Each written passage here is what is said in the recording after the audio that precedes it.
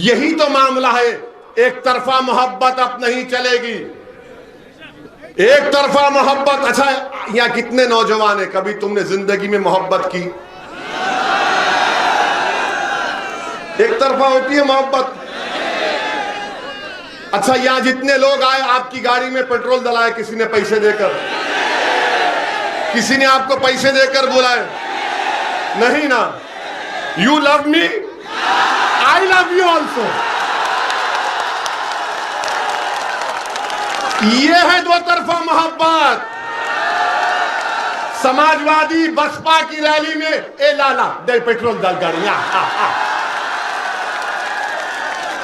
बसपा की रैली में राशन मिलेगा, यहां कुछ नहीं है, यहां मोहब्बत है, दिल का मामला है। टू साइड लव अफेयर, इसको इश्क बोलते हैं। इसीलिए हम कह रहे हैं कि हमारे जाने के बाद इबलीस की औलाद आके बोलेगी ये मोहब्बत ज्यादा बढ़ने मत दे।